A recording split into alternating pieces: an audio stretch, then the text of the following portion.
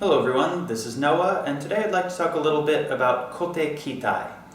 Some people use the term ure tanren.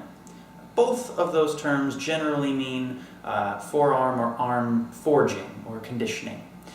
Now, there are a great many exercises and tools and methods for forearm conditioning and arm conditioning in general, not just within Okinawan karate, but in the wider martial arts world as well. When most people teach this, they will usually say that it's for blocking purposes. That if someone punches you and you block, or if they kick you and you block, you need to have toughened arms so that you don't receive injury and you're less likely to feel the pain of that impact, and you're more likely to hurt or injure the person attacking you when you block. Now, this does make a certain amount of sense.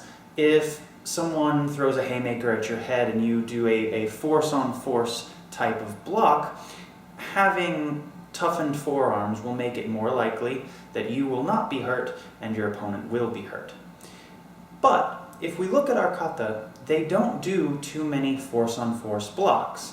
There are certain techniques that can be applied as such, but for the most part, their methods tend to be more redirection, parrying, trapping.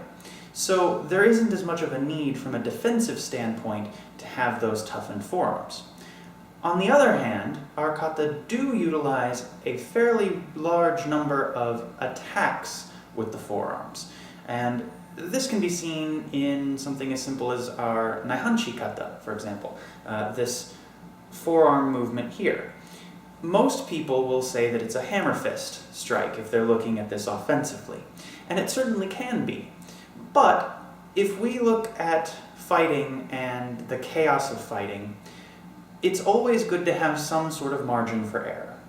If I'm using a hammer fist strike and aiming for a target in the jaw, for example, it doesn't take very far for them to move for me to miss.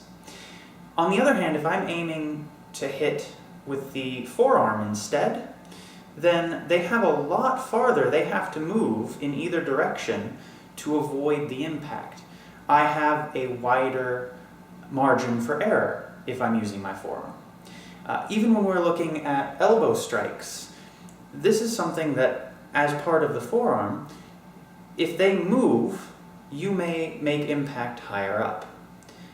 And if you're striking with your hand and they move, you may impact further down. In any of these situations, you could potentially run into an issue where you strike a very hard surface. Perhaps you're aiming for the neck and they duck their head down and you hit the top of their skull instead. If you don't have conditioned forearms, then you're going to generally have a problem with that type of impact. But our forearm conditioning exercises and tools and methods will help with those types of accidental collisions just as much as they will with purposeful impacts. If you're throwing kote uchi, for example, to the back of the head, you're fairly likely to hit the skull. It may even be intentional. So it's something that you need to be prepared for.